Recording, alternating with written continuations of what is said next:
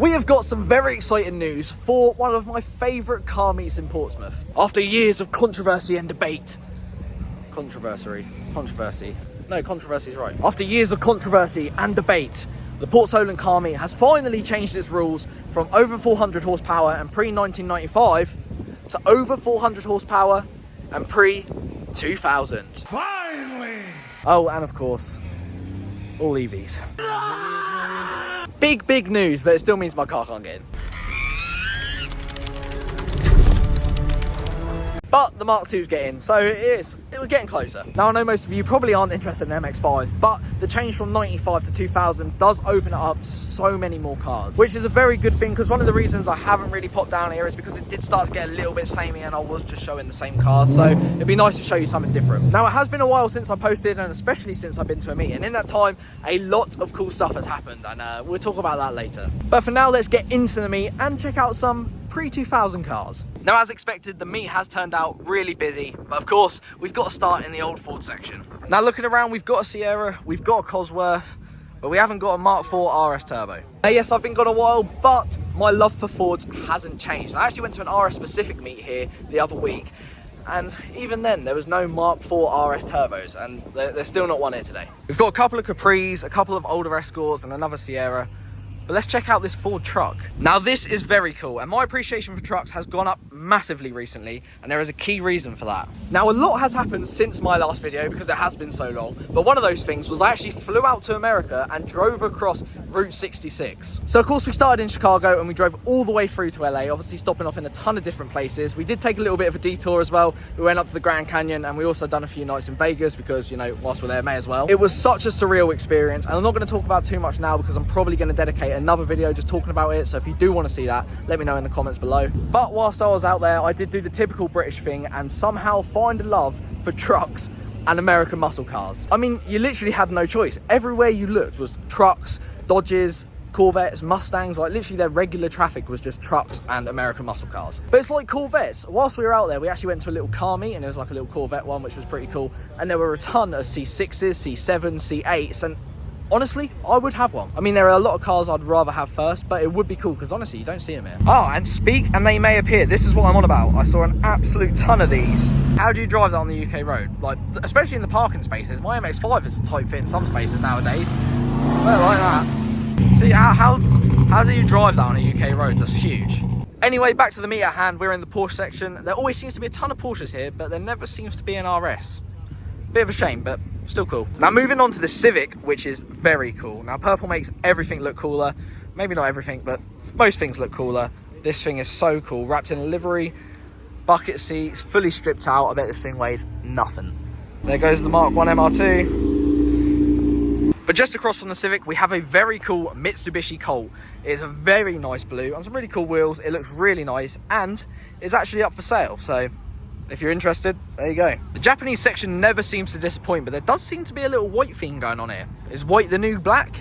Is that the saying? What? Bro, what are you talking about? But of course, if you have a white Honda, you have to have red seats. I feel like that's just like an unwritten rule nowadays, and everyone seems to follow it. I don't think I've ever seen a white Honda with black seats or white seats or whatever. A very nice white GTS. I feel like most of the R33s I see are white. I don't know why, just maybe that's the most popular colour. And we've got a really cool blue Celica next to an orange GT86. Now, people always complain about the power on these, but I think they look really cool, and I bet they are really fun to drive as well. I would love to get behind the wheel of one because I see loads of people complaining about them, but yeah, I see so many of them on the road, so there must be something good. It's exactly like the Fiesta ST. I mean, they see so much hate on them, yet so many people drive them and their owners swear by them and how fun they are to drive. So I'd love to drive one for like a day and just see why there are so many of them on the road. I mean, that is the reason I bought an MX-5, but turns out MX-5 is the best car on earth, so. You sure about that? Now this one you may recognise and you may not, because it has changed a lot. This is Johnny's MX-5, which has popped up in a ton of my videos. You probably noticed it from the tri-spoke wheels. He did change them for a little bit, but he went back to these. But of course, the biggest change,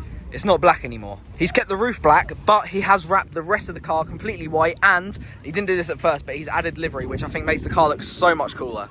Really nice green Z3. I never actually used to like Z3s. I thought they looked funny. I still think they look a bit funny, but they're growing on me. But following the white theme, maybe my favourite hot hatch. I don't know, something about the GR Yaris and the i20N and the i30N that just pulls me in. Maybe it's because you just don't see as many of them as you do as like Golfs and that, and they look a little bit funky, but I don't know, there's just something about them that's cool. A very cool and a very clean Lancia, back in the best era of hot hatches, and of course there has to be a sticker on there to commemorate their World Rally domination. I would take a hot hatch from this era over any hot hatch nowadays.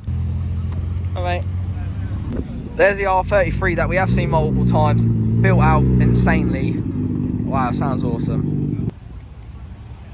So with the change from the 95 to the 2000, we are seeing a lot more different cars come in, which is very refreshing to see because it was starting to get a little bit repetitive here. If I'm honest, I was a little bit worried at first because it does open the door a little bit to some, I don't know, like boring cars coming in, but I do feel like it has worked out. I don't know, let me know what you think. Is it better now it's pre-2000 or would you have preferred it to stay pre-1995? Well, I've been yapping so much, everyone seems to be leaving and the rain is coming. So let's speed this up. A very cool old Corvette, of course, repping the American flag. I cannot tell you how many we saw on our road trip. The Americans do love a flag. A ton of Mustangs, I do love them, they are great cars, but I feel like they're getting too common now. I just see them all the time. Another thing that started to grow on me, and honestly I never used to appreciate or like at all, is wagons. I don't know whether it's because I've got a two-seater car now and I would just appreciate the practicability of having a second car that is a wagon, but I don't know, there's just something about them I think they look sick. Ugh. Oh, it's starting to rain. If you can hear me over the cars, we've got a nice simple all black R8 which looks very clean, very nice to see, and a really nice Aston Martin. I feel like whenever I see a cool Aston Martin, it is in this colour, and there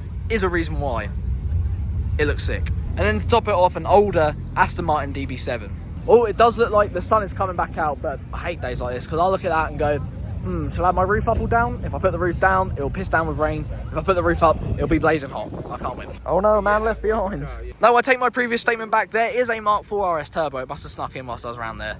I don't think I've seen this black one before, but did you know that Princess Diana actually had a black RS Turbo? I think it sold for silly money at auction, but this thing is just so cool. I'm so glad I finally got to see one. Oh, well, isn't that cute? Someone's parked their Mark III MX-5 next to me. Another car I would like to drive because I always call it a boat, but again, the owners swear by it, so it must be quite good.